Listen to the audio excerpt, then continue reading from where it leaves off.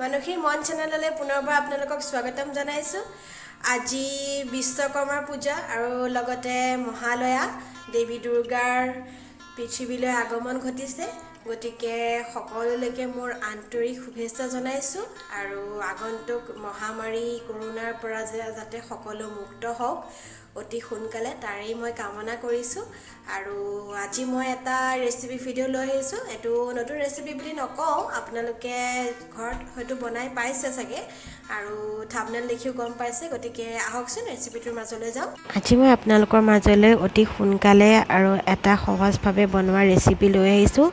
এইটো ৰৈ যোৱা ভাতৰ কাটলেট বা টিক্কি বুলিও কয়। এই ৰেচিপিটো মই যোৱাকালি বনাইছিলোঁ আবেলি খাবৰ কাৰণে, যিহেতু বতৰটো ডাৱৰীয়া আছিল আৰু গৰম চাহৰ লগত খাবলৈ অতি ভাল লাগে।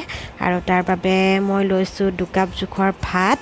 আপোনালোকে লগালগ ভাত বনায়ো এই ৰেচিপিটো বনাব পাৰে। আৰু যিহেতু আজি আমাৰ ঘৰত ভাত বনোৱা নাই, বিশ্বকৰ্মাৰ পূজা, সেইকাৰণে ভাবিলোঁ কালিৰে এটা ৰেচিপি আপোনালোকৰ মাজলৈ লৈ আহোঁ। আৰু মই ইয়াত 3টা আলু লৈছোঁ, টুকুৰ টুকুৰকৈ কাটি মই সিজাই লৈছোঁ। আৰু এয়া মই গৰম মছলা লৈছোঁ 1 চামুচ, জিৰা গুড়ি লৈছোঁ 1 চামুচ, ৰেড চিলি পাউডাৰ 1 চামুচ, ধনিয়া গুড়ি লৈছোঁ 1 চামুচ, চাট মছলা লৈছোঁ 1 চামুচ আৰু সোৱাদ অনুসৰি লৈছোঁ মই 1 চামুচ হালধি গুড়ি, 1 চামুচ নিমখ আৰু 3টা পিঁয়াজ আৰু 3টা কেঁচা জলকীয়া মই কাটি লৈছোঁ।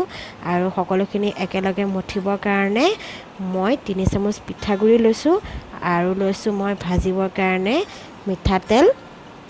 আপোনালোকে পিঠাগুড়ি সলনি ময়দা, বেচন বা কৰ্ণফ্ল'ৰ ব্যৱহাৰ কৰিব পাৰে।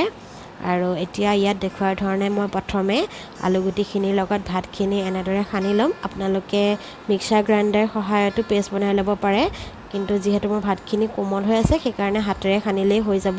আৰু মন কৰিব যাতে কোনো ধৰণৰ গোটা হৈ নাথাকে, সম্পূৰ্ণৰূপে এটা ধুনীয়া কোমল আটা মঠাৰ নিচিনাকৈ এটা ডো হৈ যায়, আৰু তেতিয়াহে আপোনালোকৰ যিকোনো আকাৰ দিবলৈ সুবিধা হ'ব। আৰু পানী ব্যৱহাৰ মই কৰা নাই, এয়া ধুনীয়াকৈ হৈ গৈছে। এতিয়া মই ইয়াত বাকীখিনি মছলা আৰু যিখিনি সামগ্ৰী আছে ৰৈ যোৱা সেইখিনি দি দিম। প্ৰথমতে মই ইয়াত পিঁয়াজ দিছোঁ আৰু জলকীয়া দিছোঁ। জলকীয়া আপোনালোকে সোৱাদ অনুসৰি নিজৰ যিমান জ্বলা খাই ভাল পায় সেইমতে সৰহকৈও দিব পাৰে, আৰু যদি ভাল নাপায় কমকৈ দিব। মই 3টাহে দিছোঁ। আৰু এয়া পিঠাগুড়িখিনি দি দিলোঁ, শুকান মছলাখিনিও এটা এটাকৈ দি দিছোঁ। আৰু চাট মছলা সলনি আপোনালোকে আমচুৰ পাউডাৰ দিব পাৰে, আৰু যদি নাথাকে তেতিয়াও কোনো কথা নাই। আৰু ৰেড চিলিটো একেবাৰে অপশ্যনেল হয়, আপোনালোকে নিদিবও পাৰে। মোৰ যিহেতু আছিলে মই দি দিলোঁ। আৰু এয়া নিমখ দিছোঁ আৰু হালধি দিছোঁ। আৰু আপোনালোকে ইয়াত ধনিয়াও কাটি দিব পাৰে। মোৰ ধনিয়া নাই কাৰণে মই পেকেটত যিটো পায় সেই দোকানবিলাকত এভাৰেডি মছলা সেইটোৱে দিছোঁ মই ধনিয়া গুড়ি। এতিয়া এইখিনি ভাল ধৰণে মিহলাই ল'ব।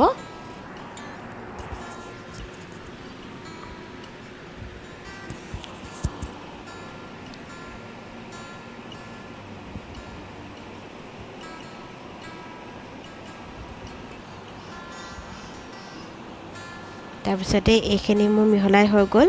এতিয়া মই অলপমান হাতত মিঠাতেল সানি লৈছোঁ, যাতে মই মিশ্ৰণটো শ্বেপ দিবলৈ যাওঁতে হাতত লাগি নধৰে।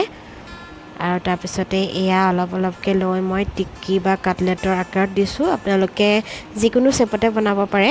সৰু সৰুকৈ আপোনালোকে পকৰী আকাৰতো বনাব পাৰে, নতুবা আলু চপৰ নিচিনাকৈও বনাব পাৰে। মই যিহেতু কাটলেটৰ শ্বেপটো ভাল পাওঁ সেইকাৰণে এনেকৈ বনাইছোঁ। আৰু এনেকৈ অকণমান টুকুৰিয়াই দিব, তেতিয়া ধুনীয়াকৈ এটা শ্বেপত ৰৈ যাব। আৰু মোৰ প্ৰথমটো বনাই হৈ গ'ল। এতিয়া মই এখন প্লেটত এয়া থৈ দিছোঁ, আৰু বাকীকেইটাও মই এনেধৰণে এটা এটাকৈ বনাই ল'ম। দ্বিতীয়টো এয়া বনাবলৈ লৈছোঁ, আৰু এইটো আপোনালোকক দেখাই দিছোঁ মই পুনৰবাৰ। ৰৈ যোৱা ভাতৰ এইটো আটাইতকৈ উত্তম ৰেচিপি বুলি মই ভাবোঁ, যিহেতু ভাতখিনিও নষ্ট নহয় আৰু আপোনালোকৰ পেটটো ধুনীয়াকৈ ভৰি যায়। আৰু আপোনালোকে ব্ৰেকফাষ্টতো এইটো ৰেচিপি বনাব পাৰে, আৰু আবেলি গৰম চাহৰ লগতো খাব পাৰে, নতুবা যিকোনো চাটনি বনায়ো আপোনালোকে পৰিৱেশন কৰিব পাৰে। এই দুটা হৈ গৈছে, আৰু এনেকৈ মই বাকীখিনিও বনাই ল'লোঁ। আৰু এতিয়া দেখিছেনে আপোনালোকে, দেখিবলৈ ইমান ধুনীয়া লাগিছে, আৰু ভাজি দিলেতো আৰু ধুনীয়া হ'ব। এতিয়া আহকচোন মই কেনেকৈ ভাজোঁ আপোনালোকক দেখাওঁ। এয়া মই গেছৰ ফ্লেমটো হাই কৰি পেলাই কেৰাহীখন পাতি দিছোঁ যিহেতু মই সৰিয়হৰ তেলত বনাম আৰু সেইকাৰণে কেৰাহীখন প্ৰথমতে গৰম কৰি ল'ব লাগিব আৰু আপোনালোকে ৰিফাইন তেলতো বনাব পাৰে কিছুমানে গৰু ঘিউটো বনাব পাৰে আৰু বাটাৰতো বনাব পাৰে আপোনালোকৰ ইচ্ছা কথা আৰু যদি আপোনালোকে নিৰামিষ বনায় তেতিয়াহ'লে গৰু ঘিউত বনাব আৰু পিঁয়াজটো নিদিব এয়া মই তেল দি দিছোঁ তেলখিনি প্ৰথম ধোঁৱা ওলাই যোৱালৈকে গৰম কৰি ল'ব লাগিব নহ'লে কেঁচা গোন্ধটোৱে গোটেই ৰেচিপিটোৱে বেয়া কৰি পেলাব